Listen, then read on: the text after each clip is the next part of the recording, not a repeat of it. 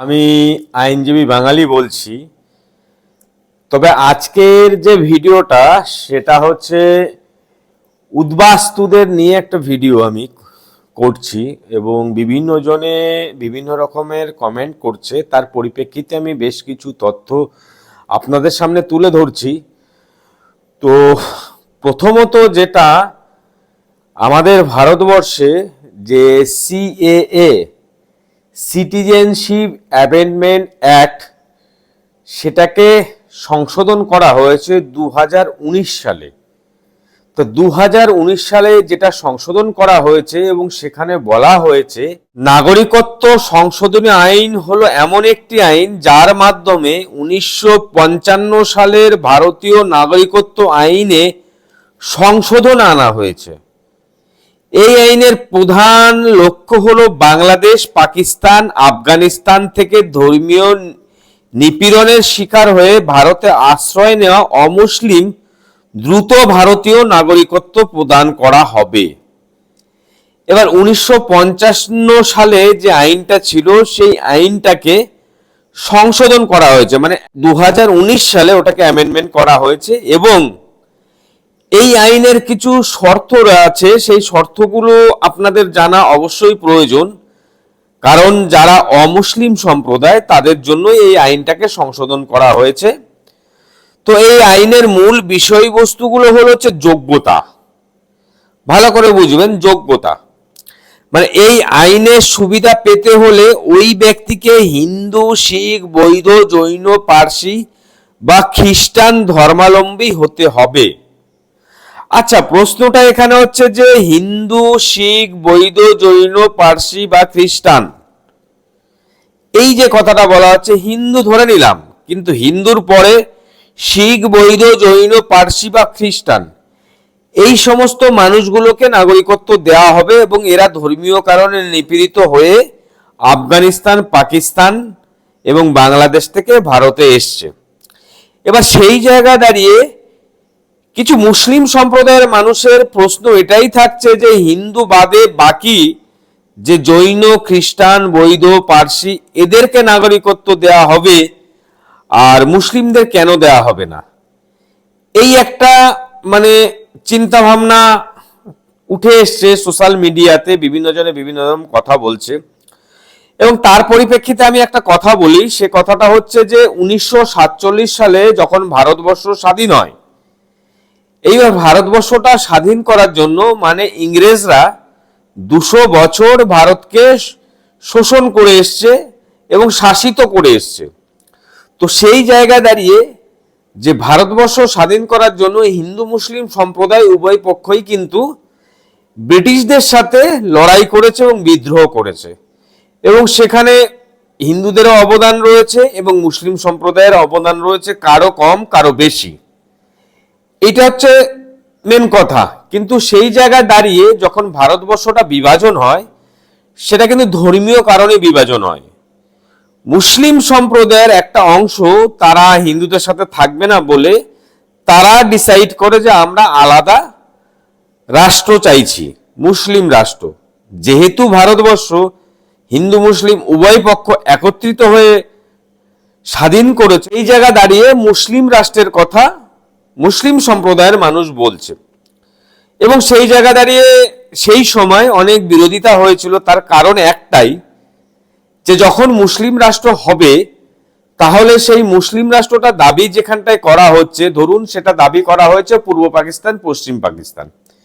এবার পূর্ব পাকিস্তান, পশ্চিম পাকিস্তানে তো প্রচুর হিন্দু সম্প্রদায়ের মানুষ আছে এবং ভারতবর্ষে প্রচুর মুসলিম সম্প্রদায়ের মানুষ আছে। এইবার যখন দেশ বিভাজন হবে তাহলে কি হলো, পূর্ব পাকিস্তান, পশ্চিম পাকিস্তানে হিন্দুরা সংখ্যালঘু হবে এবং ভারতবর্ষে মুসলিমরা সংখ্যালঘু হবে।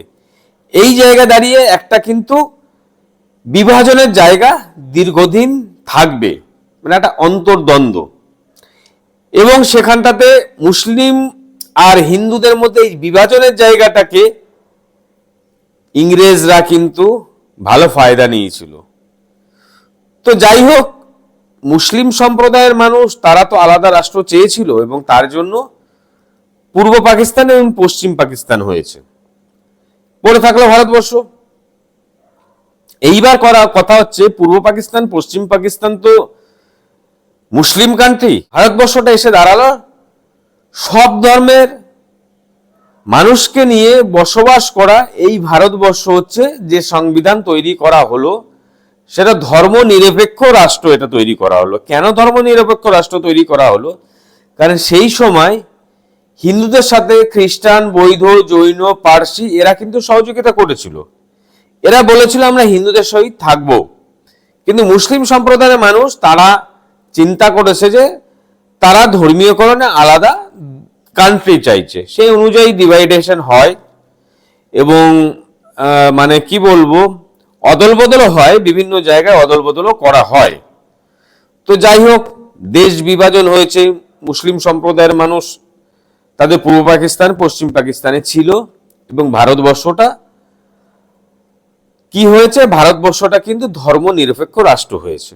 যাই হোক, এইভাবে চলছিল এবং ভারতবর্ষে প্রচুর মুসলিম সম্প্রদায়ের মানুষ কিন্তু বসবাস করছে।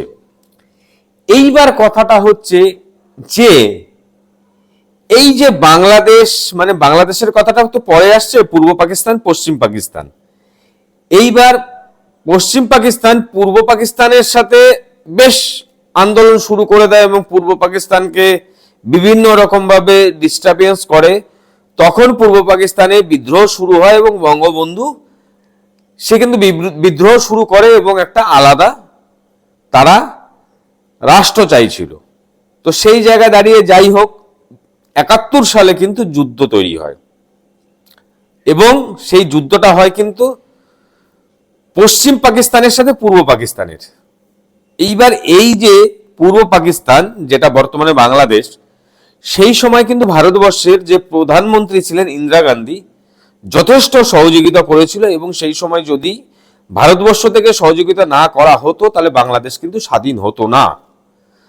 আর বর্তমানে কি হচ্ছে, বাংলাদেশের বেশ কিছু জিহাদি যারা ভুলে গেছে, কিছু তো বলার নেই, হিন্দু সম্প্রদায়ের মানুষের সহযোগিতা যদি তারা ভুলে যায় তাহলে আর কিছু বলার নেই। সেই সময় যদি সহযোগিতা না করতো তাহলে এই বাংলাদেশের এই যে জামাত যারা আছে তারা কিন্তু এত দাপাদাপি করতে পারতো না।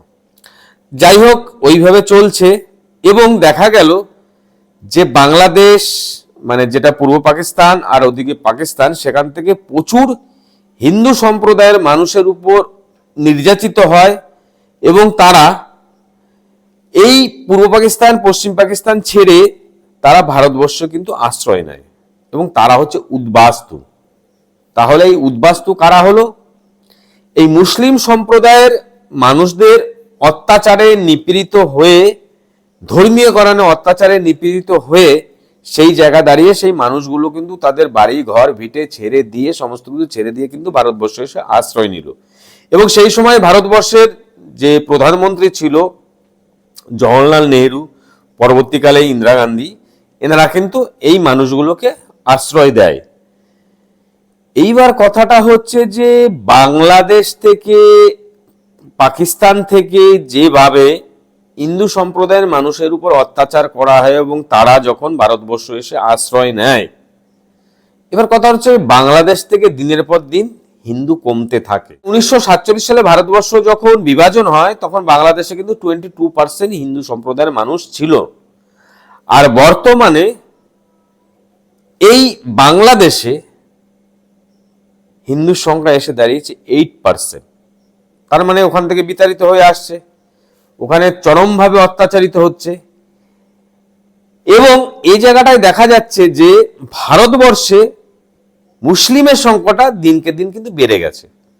1947 সালের পরে ভারতবর্ষে মুসলিমের সংখ্যাটা বেড়েছে, আর 1947 সালের পরে পূর্ব পাকিস্তান পশ্চিম পাকিস্তানে হিন্দুদের সংখ্যা কমেছে। এটা হচ্ছে প্রত্যেকে জানে। এইবার আমার যে আলোচ্য বিষয় যে জায়গাটা, সেটা যে সিটিজেন অ্যামেন্ডমেন্ট অ্যাক্ট যেটা করা হয়েছে, সেখানে পরিষ্কার বলা হয়েছে যে অমুসলিম সম্প্রদায়ের মানুষ, তাহলে আশা করি বোঝা যাচ্ছে অমুসলিম সম্প্রদায়ের কথা কেন বলা হয়েছে। যে সমস্ত মুসলিম সম্প্রদায়ের মানুষ বলছেন যে এমন কি আইন করা হলো যেখানে অমুসলিম সম্প্রদায়ের মানুষ থাকবে, মুসলিমরা থাকবে না? ওই যে কথাটা বললাম, যখন ভারতবর্ষ বিভাজন হয় তখন কিন্তু মুসলিম সম্প্রদায়ের মানুষ তারা নিজেদের জন্য একটা কান্ট্রি চেয়েছিল, মুসলিম কান্ট্রি।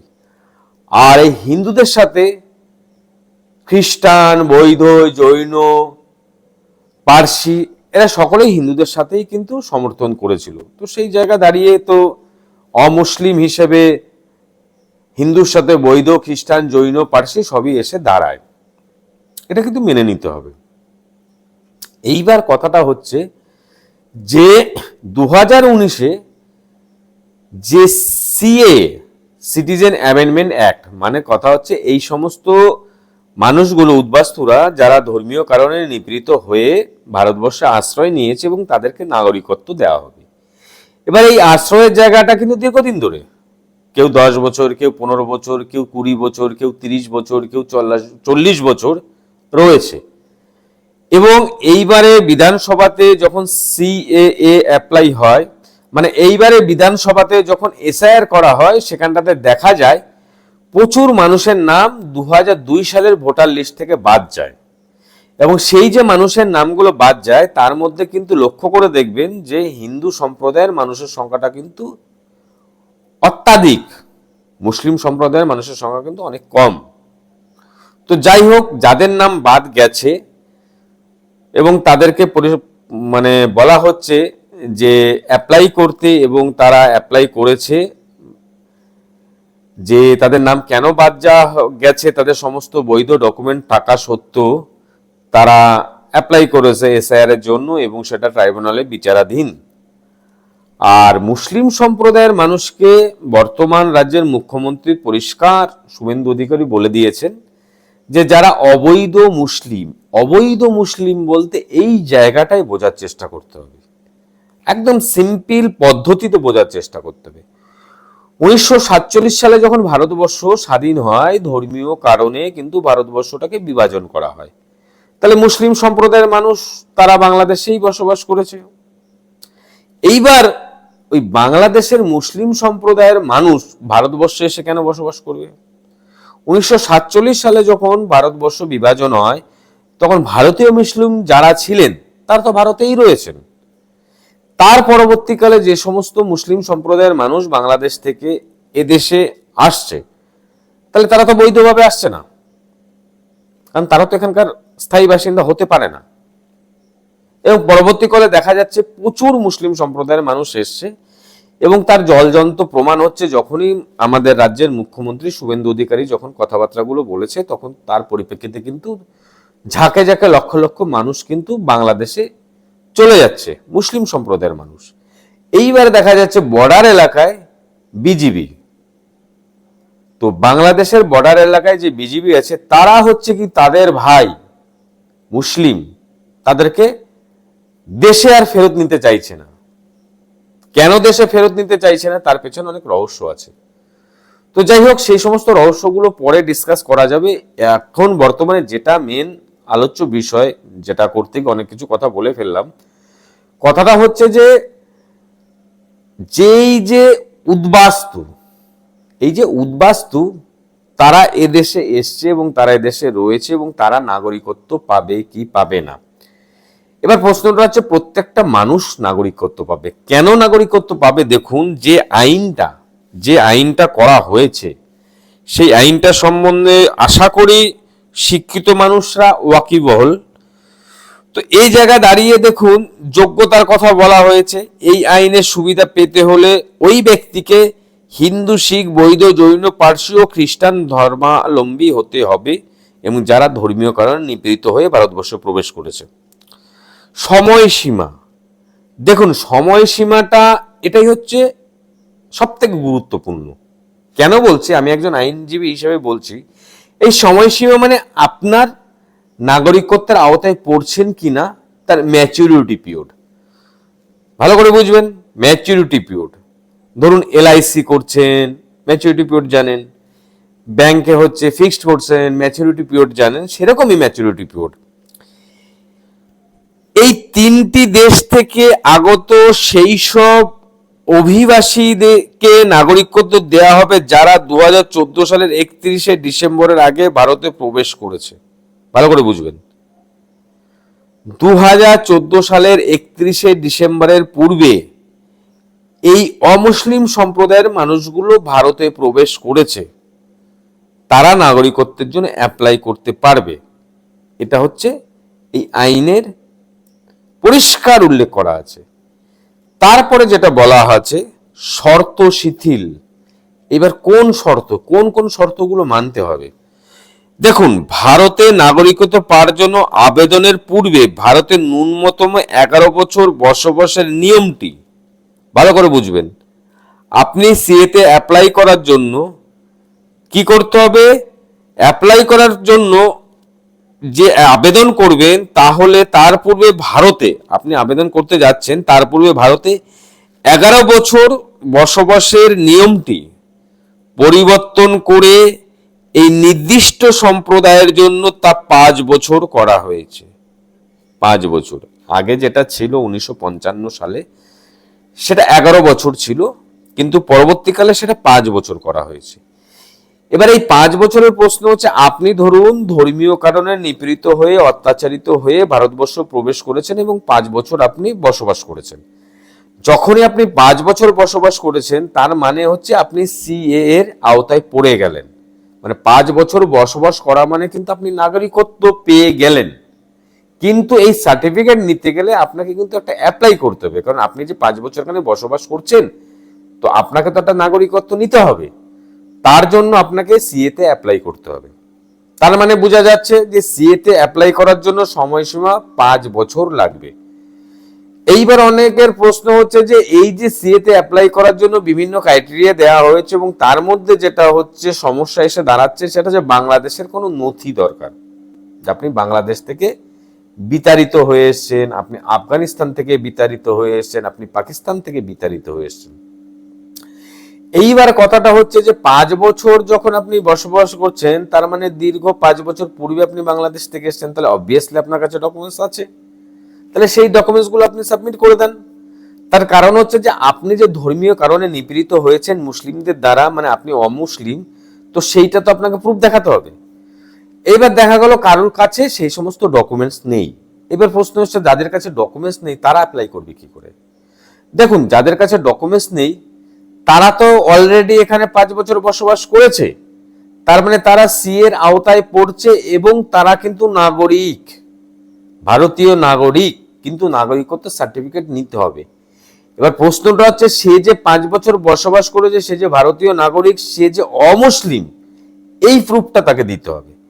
এবার প্রশ্নটা হচ্ছে যে বাংলাদেশের ডকুমেন্টস যদি আপনার কাছে না থাকে, তাহলে আপনি 5 বছর এখানে বসবাস করেছেন, তার তো ডকুমেন্টস নিশ্চয়ই আছে। আপনি যদি দলিল করে থাকেন, জমি কিনে থাকেন, কিংবা কোথাও ভাড়া থাকেন, তাহলে যদি আপনার ইলেকট্রিক বিল থাকে, কিংবা ভাড়ার রসিদ থাকে, কিংবা আপনি ব্যাংকের পাসবই যদি থাকে, তার মানে এটা প্রমাণ হচ্ছে যে আপনি 5 বছর বসবাস করেছেন। এইবার প্রমাণ করতে হবে যে আপনি অমুসলিম। তাহলে অমুসলিম প্রমাণ করতে গেলে তাহলে আপনাকে হচ্ছে কি, হিন্দু সম্প্রদায়ের মানুষ হলে তাহলে আপনাকে বিভিন্ন হিন্দু সংস্থা, যে বিভিন্ন সংস্থাগুলো আছে এবং সেখানে পুরোহিত যারা আছে, তাদের কাছ থেকে আপনাকে একটা সার্টিফিকেট নিতে হবে যে আপনি হিন্দু। তারপর একটা সেলফ ডিক্লারেশন দিতে হবে যে আমি হিন্দু সম্প্রদায়ের মানুষ। ওই ডকুমেন্টসগুলো দিয়ে হিন্দু সম্প্রদায়ের মানুষ হয়ে এবার আপনি অ্যাপ্লিকেশনটা দিন। এবার এখানে কি দেখা যাচ্ছে, বিভিন্ন অসাধু এখানে ঘুরে বেড়াচ্ছে। তারা বলছে আমরা অ্যাপ্লাই করে দেবো, আমরা এই করে দেবো, আমাদের এই টাকা পয়সার প্রয়োজন আছে, এগুলো দিন, আমরা করে দেবো। তখন সে সমস্ত চক্রান্তে পড়ার কোনো প্রয়োজন নেই, কারণ আপনাকে অ্যাপ্লাই করতে গেলে আপনি অনলাইনে অ্যাপ্লাই করতে পারেন, অফলাইনে অ্যাপ্লাই করতে পারেন। তাহলে সুতরাং অ্যাপ্লাই করতে গেলে কোনো সমস্যা নেই। এইবার প্রশ্নটা এসে দাঁড়াচ্ছে, পরবর্তী যে প্রশ্ন অনেকে প্রশ্ন করছে যে আচ্ছা, আমি তো 2014 সালের 31শে ডিসেম্বরের পরে এসেছি, তাহলে আপনি 2014 সালের 31শে ডিসেম্বরে যদি পরে এসে থাকেন, তাহলে এখন বর্তমানে 2026, তাহলে অলরেডি আপনি 2014 পরে 2026, তাহলে 12 বছর রয়েছেন। তাহলে দেখা যাচ্ছে যে আপনি 5 বছরের আওতায় পড়ে গেছেন, তাহলে আপনিও অ্যাপ্লাই করতে পারেন। এবার দেখা গেল কেউ হয়তো 2023-এ এসছে, 2024-এ এসছে, তারা তো 5 বছরের আওতায় পড়ছে না। তখন তাদের কি হবে? হ্যাঁ, তখন তারা কিন্তু এই যে সিএতে অ্যাপ্লাই করতে পারবে না। কারণ কেন? তাদের ম্যাচুরিটি তো আসেনি, ম্যাচুরিটি পিরিয়ড আসেনি। এবার প্রশ্ন হচ্ছে, তাহলে তারা এখানে অবৈধভাবে রয়েছে, তাহলে পুলিশ তাকে অ্যারেস্ট করবে? তারা 14 ফরেন্স অ্যাক্টের আওতায় পড়বে? না, সেগুলো পড়বে না। কেন পড়বে না? রাজ্যের মুখ্যমন্ত্রী স্পষ্ট বলে দিয়েছেন যে যারা অমুসলিম সম্প্রদায়ের মানুষ সিএর আওতায় না পড়লেও তারা এদেশে বসবাস করতে পারবে এবং তাদেরকে পুলিশ হ্যারাসমেন্ট করতে পারবে না এবং পুলিশ তাদেরকে 14 ফরেন অ্যাক্টে মামলা দিতে পারবে না। যদি সেরম কিছু পুলিশ চেষ্টা করে, প্রশাসন চেষ্টা করে, তাহলে উচ্চ পদস্থ কারোর কাছে আপনাকে যেতে হবে। আপনাকে বিডিও এবং এসডিও কিংবা ডিএম এর কাছে গিয়ে আপনাকে আবেদন করতে হবে যে আমাকে ডিস্টার্ব করছে, আমি অমুসলিম সম্প্রদায়ের মানুষ, হিন্দু সম্প্রদায়ের মানুষ, এই হচ্ছে আমার কাগজপত্র, আমি বাংলাদেশ থেকে অত্যাচারিত হয়ে এসেছি। তাহলে সুতরাং সেই জায়গা থেকে কোনো ডিস্টার্বেন্সের কোনো কারণ নেই। আর এরপরে পড়ে থাকলো যে অনেকেই মেসেজ করছে যে বাংলাদেশ থেকে যদি এখন এই মুহূর্তে আসা হয় তাহলে কি আমি আসতে পারবো? অবশ্যই। আপনি যদি বাংলাদেশে অত্যাচারিত হন, ধরুন আপনি বাংলাদেশে অত্যাচারিত হচ্ছেন এবং আপনাকে মুসলিম সম্প্রদায়ের মানুষ এবং জিহাদিরা বাংলাদেশে আপনার উপর অত্যাচার করছে, আপনাকে মারধর করছে এবং আপনার বাড়িঘর পুড়িয়ে দিচ্ছে কিংবা আপনাকে বিভিন্নভাবে হ্যারাসমেন্ট করছে, সেই জায়গায় দাঁড়িয়ে তো তাহলে তো আপনি নিশ্চয়ই থানাতে কমপ্লেন করেছেন, বাংলাদেশের যে কোনো থানাতে কমপ্লেন করেছেন। যখনই কমপ্লেন করেছেন তাহলে সেখানকার একটা ডকুমেন্টস নিন, এফআইআর কপি নিন, জিডি কপি নিন, এবং আপনার বাড়িতে এসে হুমকি দিচ্ছে কিংবা আপনার বাড়িঘর জ্বালিয়ে দিয়েছে তার সমস্ত ডকুমেন্টস নিন। সেই সমস্ত ডকুমেন্টস নিয়ে আপনি টোটাল পেপারস নিয়ে আপনি ভারতবর্ষে প্রবেশ করতে পারেন এবং ভারতবর্ষ প্রবেশ করে আপনি সারেন্ডার হন যে আমার উপর টর্চারিং করা হয়েছে, অত্যাচারিত করা হয়েছে, আমি এদেশে থাকতে চাই। অবভিয়াসলি আপনি এদেশে থাকতে পারবেন। এইবার যখন 5 বছর কভার হয়ে যাবে তারপরে আপনি কিন্তু সিএতে অ্যাপ্লাই করতে পারবেন এবং সিএর আওতায় পড়ছেন এবং আপনি নাগরিকত্ব পাবেন। এইবার পরিষ্কার একটা জিনিস বুঝে নিন যে 2019 সালে যে আইনটা অ্যামেন্ডমেন্ট করা হয়েছে, ভালো করে বুঝবেন, 1955 সালে যে আইনটা ছিল সিএএ, সিটিজেন অ্যামেন্ডমেন্ট অ্যাক্ট, যে আইনটা ছিল সেটাকে কিন্তু 2019 সালে ভারতীয় জনতা পার্টি পার্লামেন্টে সেটাকে অ্যামেন্ডমেন্ট করা হয় এবং পার্লামেন্টে যখন অ্যামেন্ডমেন্ট করা হয় সে অ্যামেন্ডমেন্টটা কিন্তু পার্লামেন্টে যতজন এমপি আছে এমপিদের সংখ্যাগরিষ্ঠ বেশি পেতে হবে এবং সেটা পার্লামেন্টে পাস হবে, হওয়ার পরে তারপরে আপনার রাজ্যসভায় যাবে এবং রাজ্যসভাতেও যদি ভোটাধিকারে যদি সব থেকে বেশি পায় তবেই কিন্তু সেখান থেকে ওই আইনটা পাস হবে। পাস হওয়ার পরে রাষ্ট্রপতির কাছে যাবে এবং রাষ্ট্রপতি সেটাকে সই করার পরে সেই আইনটা কিন্তু লাগু হয়ে গেল, সেই আইনটা কিন্তু অ্যাকসেপ্টেবল হলো। তাহলে যখন সেই আইনটা হয়ে গেছে আশা করি সেই আইনটার পরিবর্তনের কোনো প্রশ্ন নেই। তাহলে এই মুহূর্তে যদি আপনারা অ্যাপ্লাই করেন তাহলে অবশ্যই আপনারা কিন্তু নাগরিকত্ব পাবেন। তো সেই জায়গা করে কোনো বিভ্রান্ত হওয়ার কোনো প্রশ্ন নেই। এবার অনেকে প্রশ্ন করে, মানে বিভিন্ন রাজনৈতিক দল, বিভিন্ন সংগঠন বলছে যে মতুয়া বলুন, উদ্বাস্তুদের বলুন, যে আপনারা অ্যাপ্লাই করলেই তো আপনারা স্বীকার করে নিচ্ছেন আপনি নাগরিক নন। এই জায়গাটাই কিন্তু ভুল করছে। কারণ আপনারা এসে বসবাস করছেন, আপনারা ডকুমেন্টস জোগাড় করেছেন, কিভাবে কি করেছেন, আপনারা বার্থ সার্টিফিকেট জোগাড় যাই করুন করুন, বিভিন্ন মানুষ যখন বলবে যে আপনি তো নাগরিক, আপনি তো ভোট দিয়েছেন, তাহলে আপনি যদি অ্যাপ্লাই করেন তাহলে তো আপনি বেনাগরিক হয়ে যাচ্ছেন, তখন তো আপনি বিপদে পড়বেন। হারগিজ নয়, এদের কথায় একদম মাথা ঘামাবেন না। দেখুন, ভোটার কার্ড আর নাগরিকত্ব দুটোর কিন্তু এক জিনিস নয়, দুটোই কিন্তু ডিফারেন্ট জিনিস। কাজে কারুর কথায় বিভ্রান্ত হবেন না। প্রথম প্রশ্ন হচ্ছে যে আপনি 5 ইয়ার যখন এই দেশে বসবাস করছেন মানেই হচ্ছে আপনি নাগরিকত্বের মধ্যে ঢুকে গেলেন, মানে আপনি নাগরিক। কি বললাম? 5 বছর সময়সীমা যখন আপনি কভার করে ফেলেছেন তার মানে আপনি নাগরিক। আইনটাতে তো বলা হচ্ছে যে 5 বছর থাকতে হবে তবে আপনি অ্যাপ্লাই করতে পারেন, তার মানে অ্যাপ্লাই করতে পারবেন মানে তার মানে আপনি নাগরিক হয়ে গেছেন। এইবার আপনাকে অ্যাপ্লাই করে আপনাকে কিন্তু সার্টিফিকেট নিতে হবে। তো তো সুতরাং বিভিন্ন জনে বিভিন্ন কথা বলবে, সেই কথাতে একদম মাথা ঘামাবেন না। এবার অনেক কোনো প্রশ্ন করে যে আমি তো এখানে জন্মগ্রহণ করেছি, তাহলে আপনি যখন জন্মগ্রহণ করেছেন, ভারতবর্ষে যখন জন্মগ্রহণ করেছেন, তাহলে তো আপনি ভারতীয় নাগরিক। এবার আপনার বাবা মা ধরুন বাংলাদেশ থেকে এসছে, কিন্তু আপনি ভারতবর্ষে জন্মগ্রহণ করেছেন, তাহলে আপনি নাগরিক। এবার আপনার বাবা মাকে কিন্তু সিএতে অ্যাপ্লাই করতে হবে, আপনার বাবা মাকে তো কিন্তু অ্যাপ্লাই করতে হবে। এবার কেউ যদি বলে আমার বাবা মা জীবিত নয়, তাহলে আর কি করা যাবে, কিছু করার নেই। কিন্তু আপনি তো জন্মসূত্রে এখানকার নাগরিক, সুতরাং আপনি কিন্তু নাগরিকত্ব পাবেনই।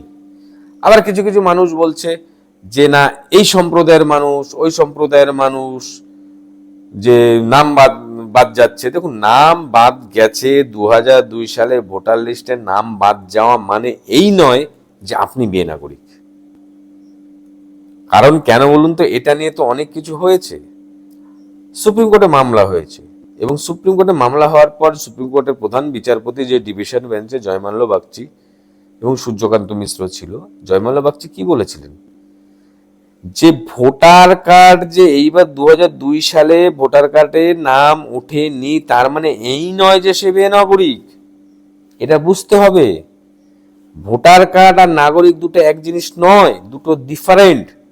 আপনি 1 বছর থেকেও ভোটার কার্ড বানিয়ে নিলেন 2 নম্বরই করে চোরা পথে, কিন্তু আপনি 5 বছর বসবাস করেননি, আপনি নাগরিকত্বের আওতায় পড়ছেন না। তো সুতরাং আপনার এই ভোটার কার্ড মানেই যে আপনি নাগরিক তা নন। নাগরিক মানে পরিষ্কার সিটিজেন অ্যামেন্ডমেন্ট অ্যাক্টে পরিষ্কার উল্লেখ করে দেওয়া আছে যে 5 বছর আপনি বসবাস করলে তবেই কিন্তু আপনি নাগরিকের আওতায় পড়বেন। তবে কারা? যারা ধর্মীয় কারণে নিপীড়িত হয়ে অত্যাচারিত হয়ে অমুসলিম, আর অমুসলিমের কথাটা আগে বলে দিলাম। যাই হোক, ঘাবড়ানোর কোনো প্রশ্ন নেই, কোনো অসুবিধা নেই। যদি আপনি সিএতে অ্যাপ্লাই করার পর সার্টিফিকেট পান এবং তারপরে ভোটার লিস্টে নাম তোলার জন্য যদি কোনো ডিপার্টমেন্টের সরকারি অফিসার বলুন, আপনার এসডিও বলুন, বিডিও বলুন, ডিএম বলুন, যে কোনো জায়গায় কেউ যদি ডিস্টারবেন্স করেন, আপনি আইনি নোটিশ পাঠাতে পারেন, অবভিয়াসলি পাঠাতে পারেন। কারণ ওই সার্টিফিকেটটা গ্রান্ট করতে হবে। কারণ আইনটা যেটা আছে, আইনের ঊর্ধ্বে কিন্তু কেউ নয়। ভারতবর্ষের সংবিধানই কিন্তু শেষ কথা, সংবিধানের উপরে কিন্তু কিছু নেই। যাই হোক, ঘাবড়াবেন না, নিশ্চিন্তে থাকুন, সকলে ভালো থাকুন, সুস্থ থাকুন। নমস্কার।